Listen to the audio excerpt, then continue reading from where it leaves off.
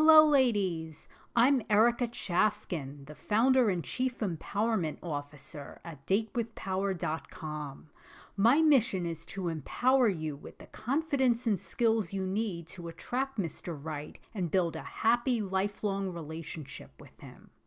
Today, I'm going to talk about how to become a better man picker and choose men who are truly right for you.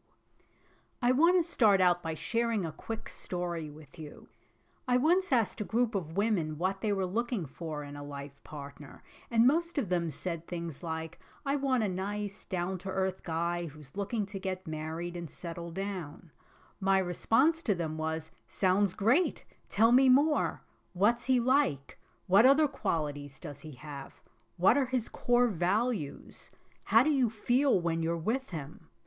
It was at that point where most of the women gave me that deer in the headlights, blank stare kind of look, as if to say, duh, I don't know.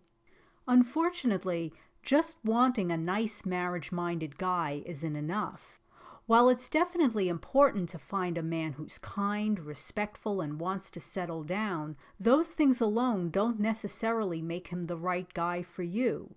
Believe me, when I was dating, I met plenty of nice guys who treated me well and wanted to get married, but they also had other qualities that were big deal breakers for me. For example, some of them were fiscally irresponsible, others still lived at home with their parents despite being over the age of 40, while others I just wasn't attracted to. In other words, despite the fact that they were good-hearted and marriage-minded, they were still the wrong guys for me. Had I ended up marrying any of those men, I wouldn't have been very happy since they were all lacking in other key qualities I was looking for in a life partner. That's why I say just wanting a nice marriage-minded guy isn't enough. Sure, being nice and marriage-minded are definitely important traits, but if you're looking for a life partner and not just a casual date, you've got to focus on other things as well. And in today's presentation, you're going to learn about a handy-dandy tool that'll help you discover what those other things are so you can have a relationship that truly fulfills you and stands the test of time. The tool I'm talking about here is called a checklist. Because once you understand what you really need, you can start making better choices in terms of who you get romantically involved with, which will lead to happier relationships and fewer breakups and divorces. To me, dating without a checklist is like dating with a blindfold on. You won't know what to look for and what to avoid. You'll waste a great deal of time and energy on men who are fundamentally wrong for you. You might even overlook men who'd make great dating prospects for you. It's kind of like wanting to buy a new home without knowing where you want to move to and what features you'd like your new home to have. You're way more likely to find the home of your dreams if you know the specific cities and towns you'd like to live in, and whether you prefer a house, condo, townhouse, and so on. You can target your search even more by knowing what types of features your new home must have. For example, do you want it to have 2, 3, or 4 bedrooms, gas, oil, or electric heat? Does it need to be near public transportation? The more specific you get about your requirements, the more targeted your search can be, and the less time you'll waste looking at homes that don't suit your needs. If you're clear on what you're looking for, you're much more likely to buy a home you're happy with and avoid costly real estate mistakes. Similarly, if you know what you need in a partner, you'll be able to recognize him more easily when you meet him. You'll also be able to quickly weed out the guys who are wrong for you. That way, you'll spend less time with men who don't have what you're looking for and more time with men who do have what it takes to be a great boyfriend and husband. Now, I know that having a checklist is often frowned upon in the dating world since people say it limits your options too much when dating. But here's the thing. The reason why checklists get such a bad rap is because most people fill them up with all kinds of superficial stuff they want in a partner rather than what they really need to feel happy, safe, and fulfilled in their relationship. For example, consider the following checklist.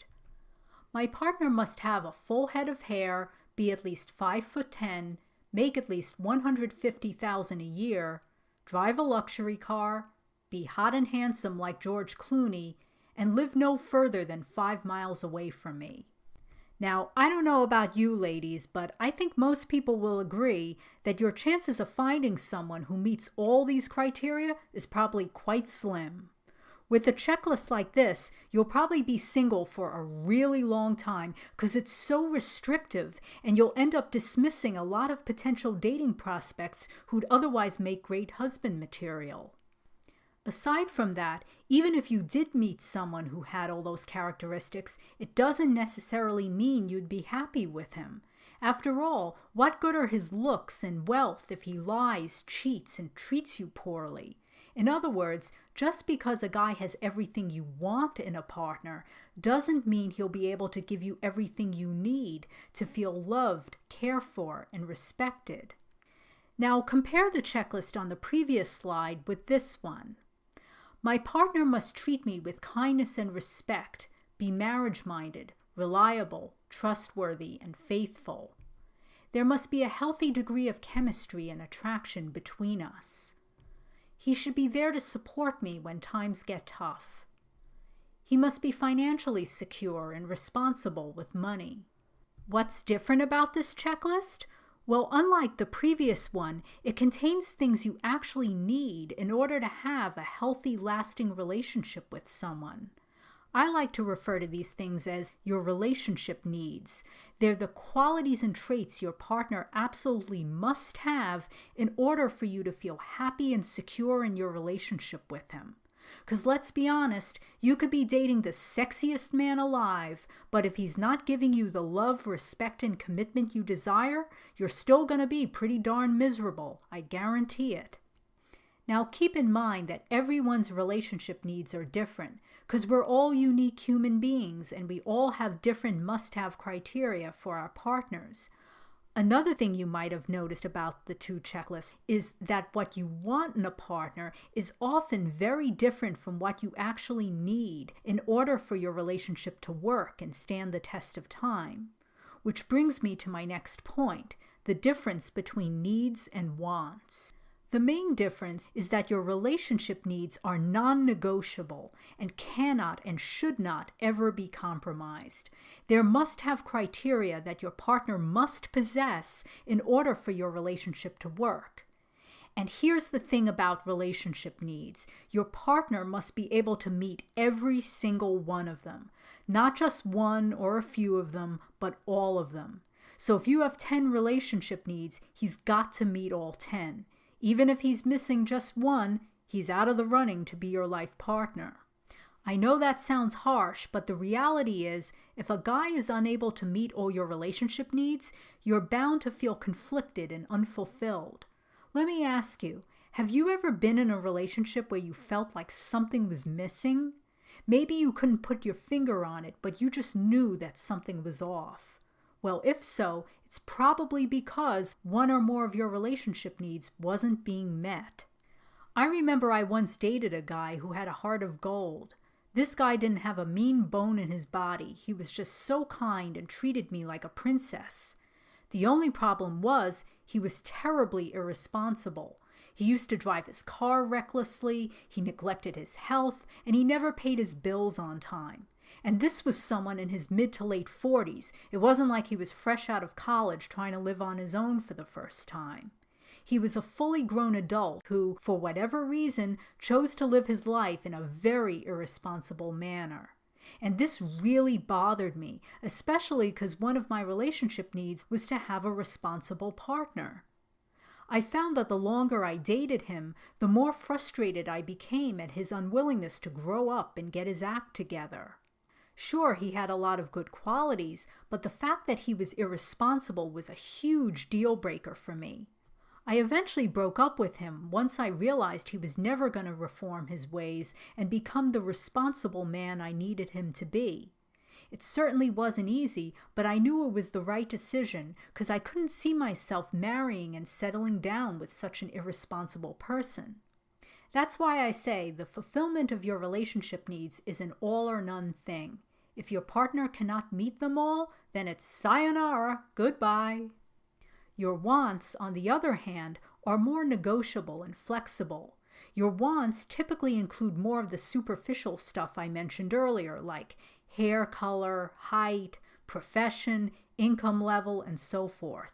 I like to refer to them as nice-to-haves, since it would literally be nice to have a partner who has all the traits you'd like him to have. But the key thing is, if a man doesn't have one or more of your wants, it won't necessarily make or break your relationship. For example, you might want a guy who lives in your own neighborhood, but if you happen to meet someone who lives 10 miles away, you could still have a great relationship with him as long as you're willing to travel further to see him. Whereas if he's missing one or more of your relationship needs, that's it, he's done. So how do you know if a man is meeting all your relationship needs? Very simple. Just focus on the way he makes you feel. Generally speaking, if a man is satisfying your relationship needs, you're likely to feel calm, relaxed, happy, and at peace most of the time. Now, why do I say most of the time and not all of the time? Because no man is perfect. Even if he meets every single one of your relationship needs, I guarantee there will be times when he frustrates you, makes you angry, or just plain darn gets on your nerves. Because after all, he's human and he's going to have his moments just like the rest of us do. But here's the important thing to remember. When you're with the right person, these negative moments will be the exception rather than the rule. And when conflicts and challenges do arise, they won't threaten the viability of your relationship because the two of you will be able to work together and get through them. On the other hand, if a man is not meeting your relationship needs, you're likely to feel tense and conflicted, frustrated, anxious, depressed, angry, or a combination of these emotions most of the time. Sure, you might enjoy some good times together, but for the most part, your negative emotions will be the overriding force in your relationship. They'll be the rule rather than the exception. So if you often find yourself feeling unhappy and unfulfilled in your relationship, it's probably a good sign that you're with the wrong person. So now that you understand the difference between relationship needs and wants, let's talk about how you can build a good, effective checklist for yourself. The secret to making a good checklist is to only include your relationship needs on it. In other words, it should only contain the things you absolutely must have in a partner in order to have a healthy, lasting relationship with him. Everything else is negotiable. Does that mean you have to sacrifice and give up all your wants? Absolutely not. All I'm saying is that you've got to be willing to bend a little when it comes to your wants. For example, while you might want to date a doctor or a lawyer, you could also date people from other professions who earn a good living. Or maybe you want a guy who's a 10 on looks, but could you also be attracted to someone who's a 7 or 8 on looks and also treats you well and meets all your relationship needs? Or if you have a really narrow age range for your partner, perhaps you can broaden it by a few years if you feel comfortable doing so. Do you see what I'm getting at here?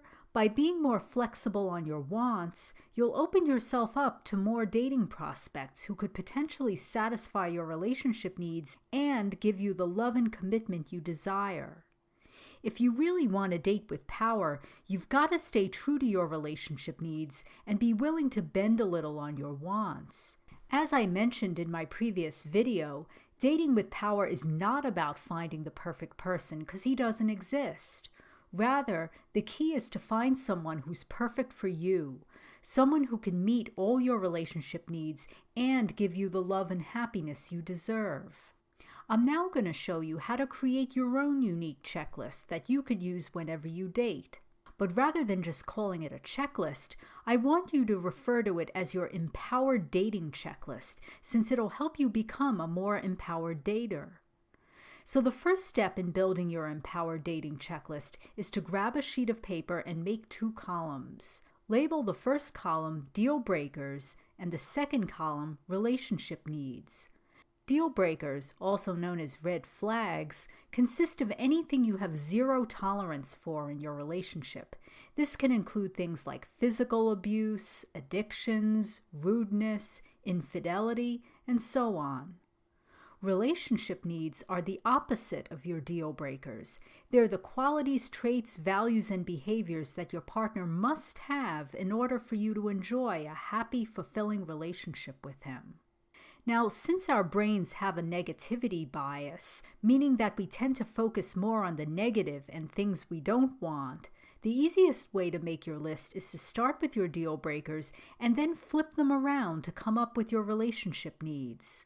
For example, if one of your deal breakers is being rude, arrogant, and disrespectful, then your corresponding relationship need would be, my partner must be kind, loving, and sincere. To illustrate this further, I'm going to share a few of my own deal breakers and relationship needs. My deal breakers are little or no physical attraction between me and my partner, frequent bouts of rudeness, arrogance, and disrespectful behavior. He's exceedingly stubborn and always wants things done his way. He keeps his needs and feelings locked up inside and has poor communication skills. He's unreliable and irresponsible and cannot be counted on. He's commitment phobic and never wants to get married. Now, notice how my relationship needs are the polar opposite of my deal breakers. My relationship needs are good chemistry and attraction between me and my partner. My partner must be kind, warm, and sincere. He should be flexible and willing to compromise.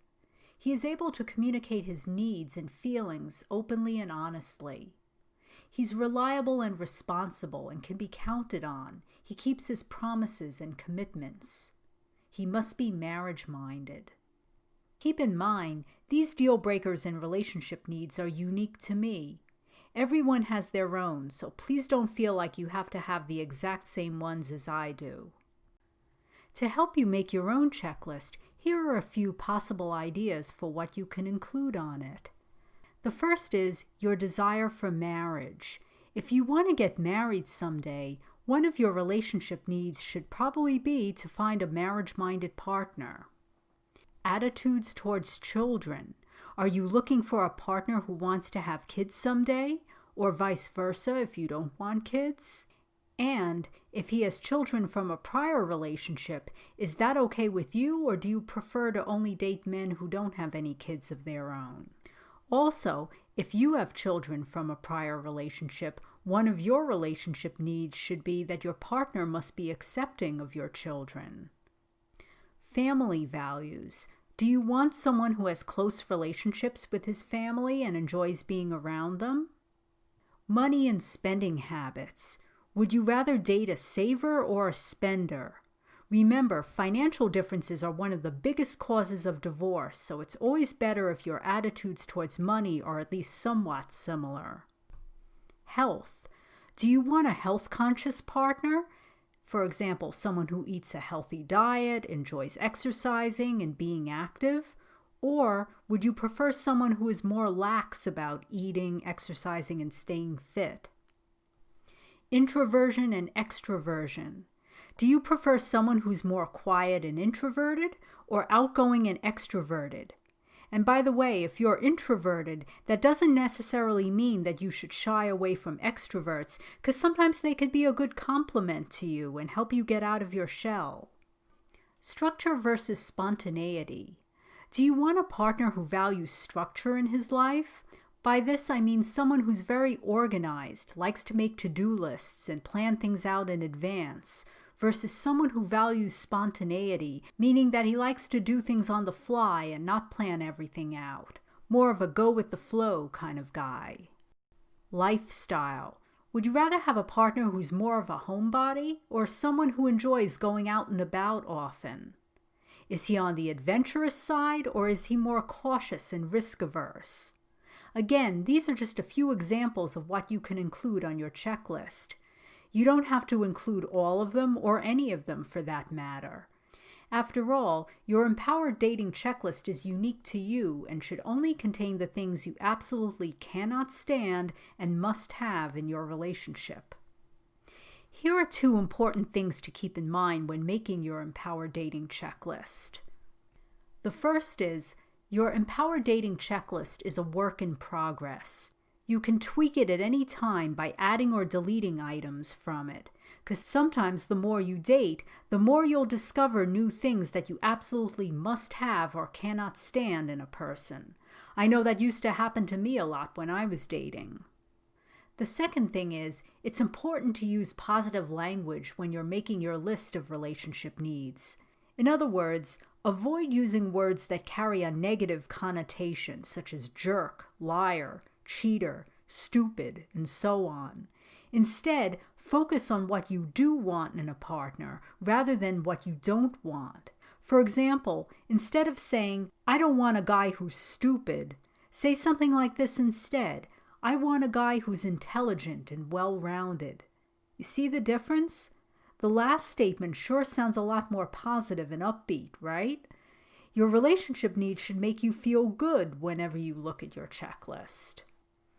So once you've made your empowered dating checklist, you've got to make it work for you when you're actually out in the dating world. And the best way to do that is to adhere to it when you're dating. In other words, you only pursue relationships with men who meet all your relationship needs and have none of your deal breakers. Your empowered dating checklist should serve as your own personal Bible for choosing the right men to date. Refer to it often and let it guide you in making wise dating choices and decisions. But here's the problem. Most of us don't adhere to our checklists when we date. We get involved with men who are wrong for us. We stay in relationships that don't serve us.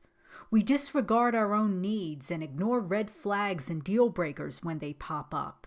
And as a result, we set ourselves up to fail in our relationships. Because as I mentioned in my last presentation, when you dishonor your needs and ignore red flags, you give up your power to create the loving relationship you desire. Now you might be wondering why anyone would dishonor their needs, ignore red flags, and set themselves up to struggle in their love life. Well, there are actually 4 main reasons why this happens. Reason number 1 is we get blinded by chemistry. One of my dating coaches once said, "When chemistry gets intense, common sense goes right out the window." As wonderful as great chemistry is, it often blinds you to the warning signs that you're with the wrong person. You become so enraptured by his looks that you fail to notice all the ways in which you and he are incompatible. If you've ever fallen head over heels for a guy only to find out several weeks or months later that he's a complete jerk or just totally wrong for you, then you know exactly what I'm talking about here. Because even though a guy is good looking on the outside, doesn't always mean he's a good person on the inside. Believe me, I learned that lesson many times the hard way when I was dating. I'll never forget the relationship I had with a guy named Jason, whom I had met online several years ago. Jason was really good looking, but the problem was he treated me horribly. He was arrogant, inconsiderate, and used to run hot and cold all the time, which used to drive me nuts. But despite all that, I was extremely hung up on him and couldn't get him out of my head. Since I was so attracted to him, I always saw him through rose-colored glasses and made excuses for all the nonsense he put me through. In my eyes, Jason could do no wrong. So what if he emotionally abused me outside the bedroom? Didn't matter to me. The great chemistry made up for it and kept me coming back for more. As long as he turned me on and wanted to be with me, that was all that really mattered. Everything else was secondary and unimportant. I tell you, I must have neglected every one of my relationship needs just to be with him. And you know where it got me? Nowhere. Because after 5 months, Jason bid me farewell and I never saw or heard from him ever again. Now don't get me wrong, I'm not saying that chemistry is a bad thing. In fact, chemistry is absolutely essential in any romantic relationship. The only point I'm trying to make here is that when you're strongly attracted to the guy you're dating, you've got to resist the temptation to jump headfirst into a relationship with him.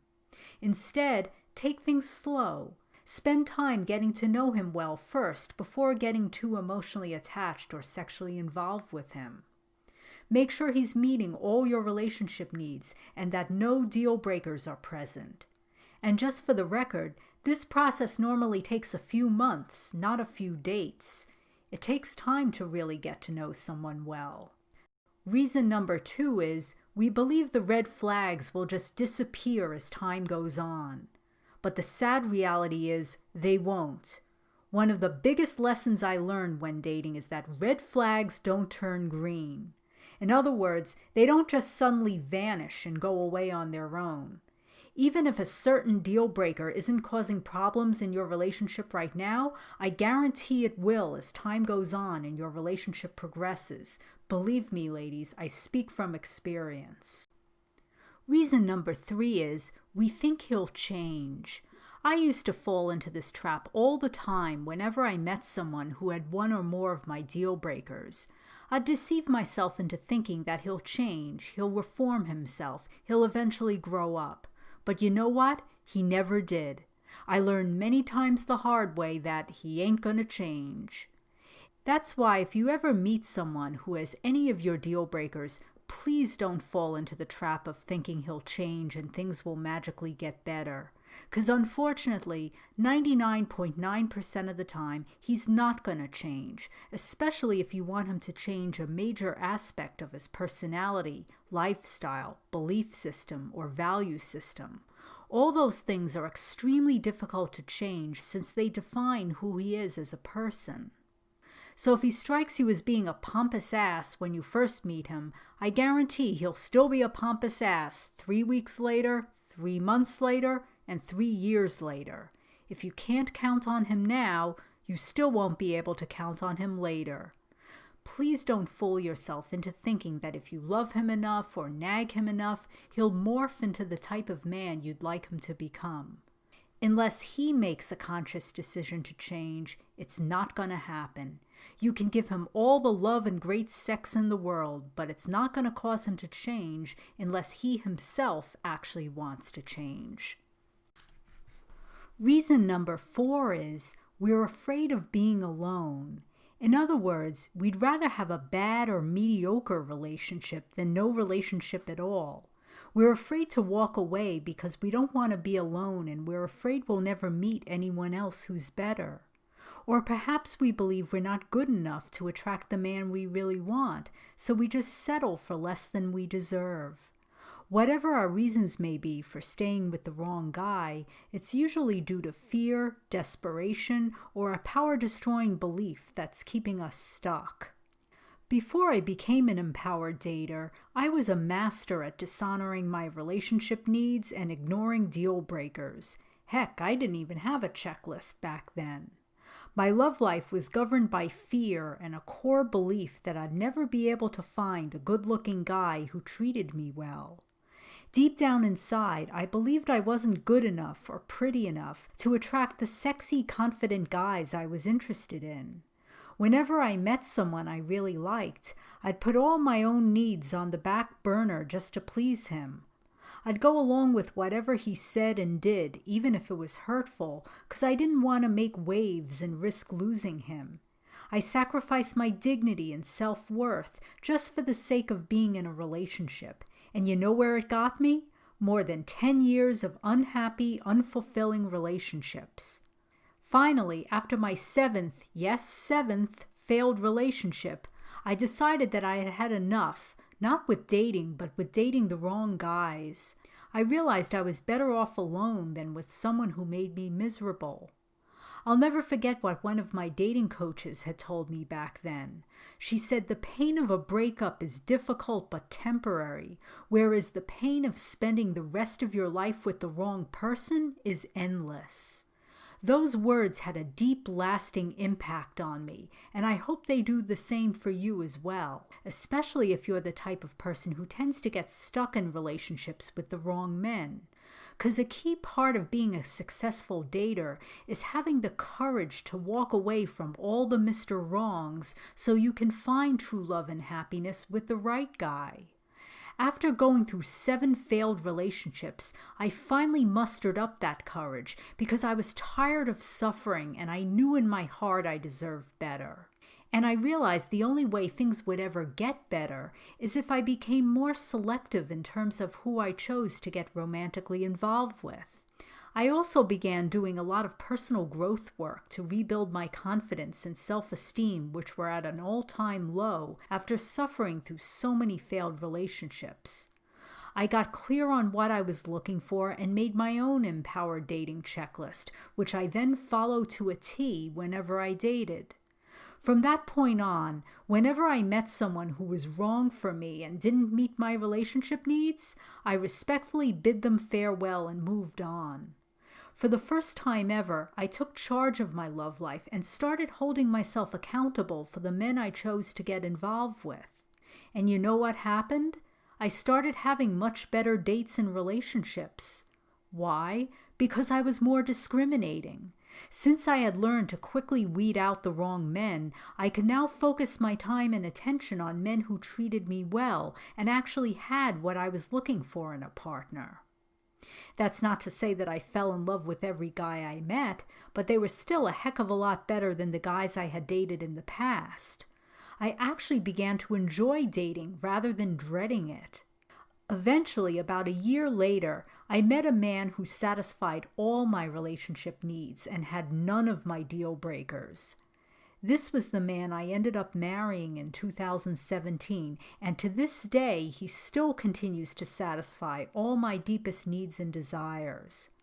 Now, that's not to say that we never argue or get on each other's nerves from time to time, but because he's the right person, we're able to work through our differences and resolve whatever conflicts come our way.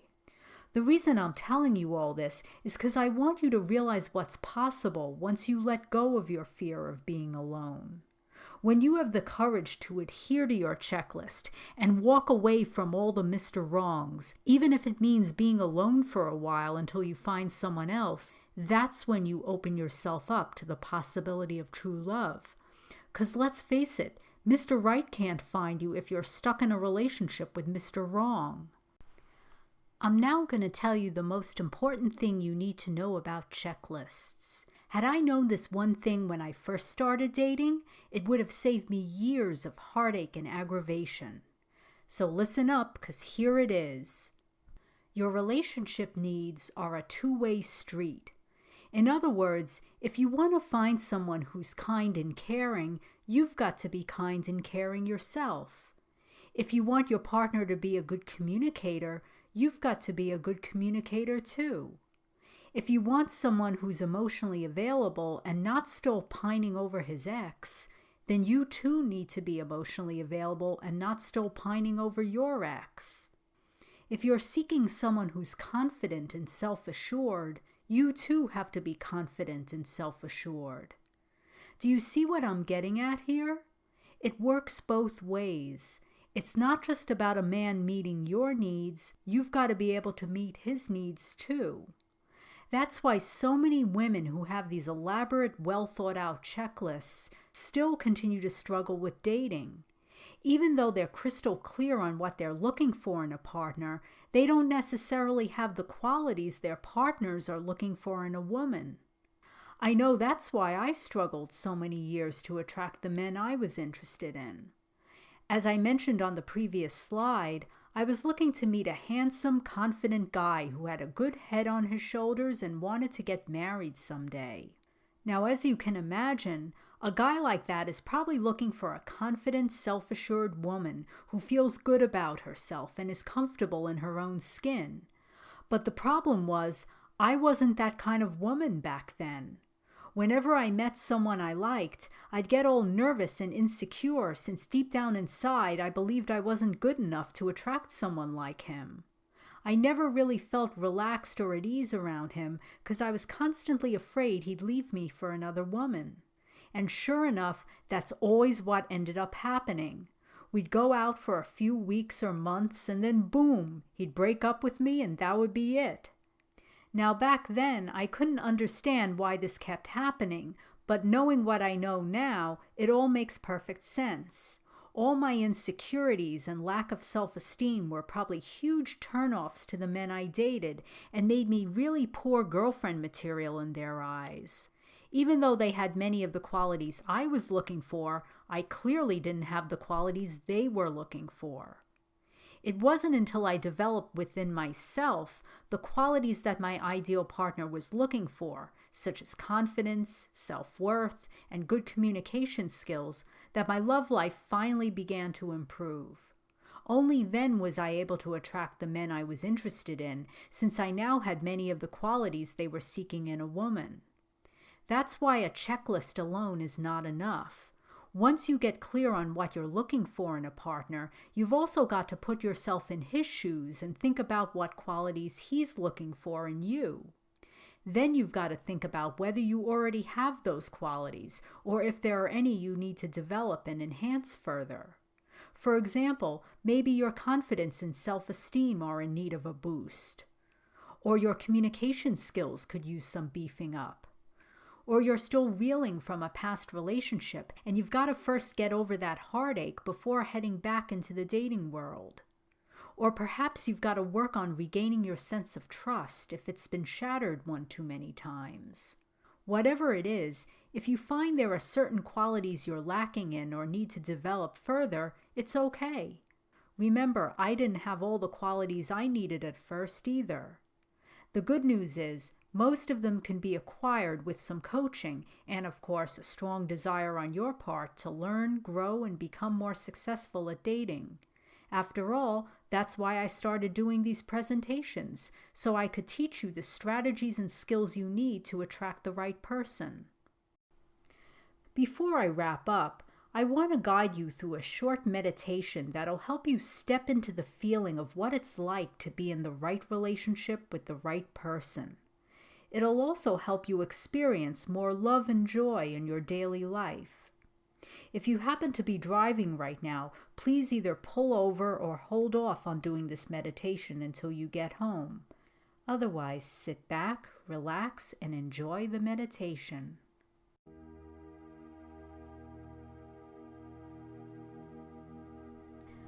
I want you to sit back and relax. Close your eyes and inhale deeply. As you breathe in, imagine you're breathing in peace, joy, happiness, and positive energy. Now exhale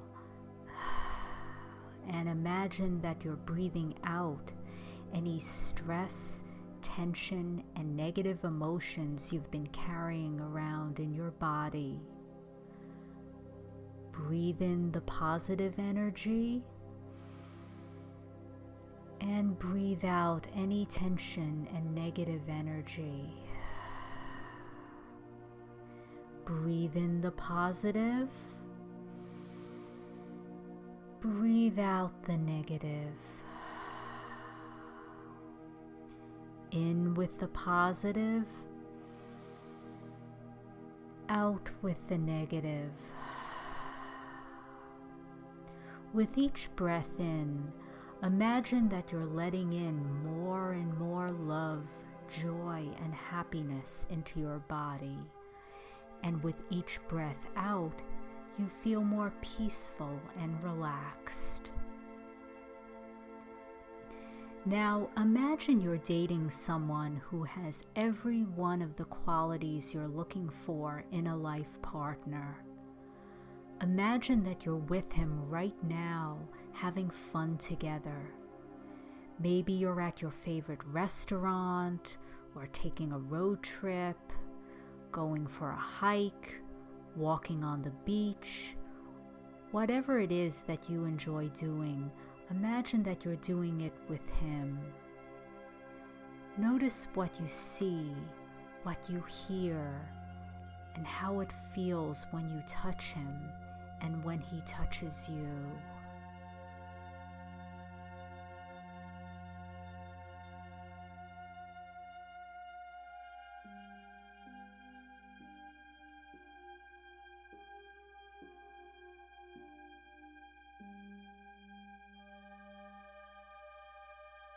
Now I'd like you to focus on how you feel when you're with him. Do you experience happiness, love, passion, comfort?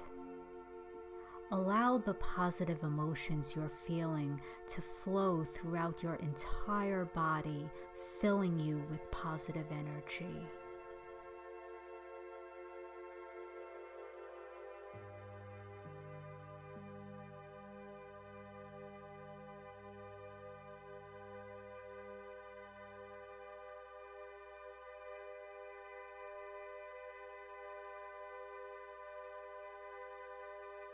Imagine how it feels to be in the warmth of his embrace and to wake up in the morning lying in his arms.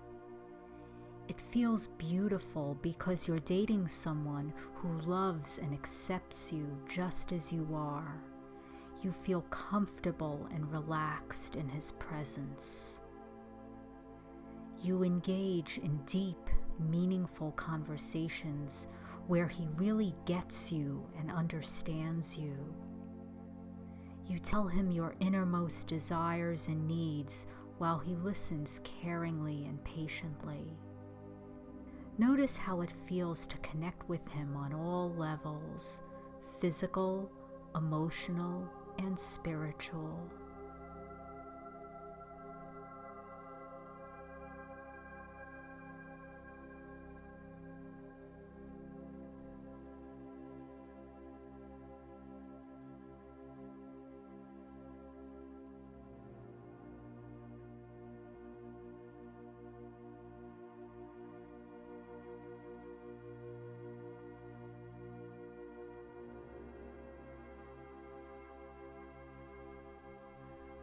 Really immerse yourself in all the positive emotions you're feeling right now.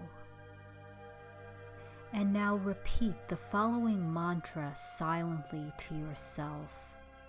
I radiate and receive love, joy, and kindness.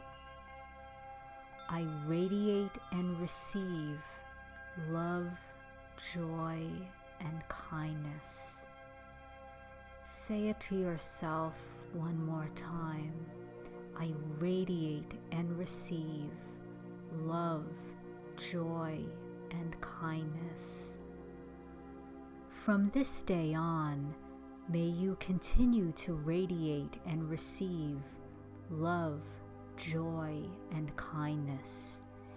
May you continue to experience these positive emotions each and every day, so that others will be magnetically drawn to your warm, loving nature. You have so much love to share, and by giving love, you open yourself up to receiving it from others.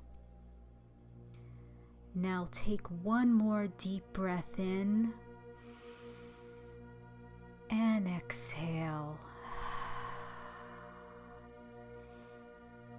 And when you feel ready, you can open your eyes.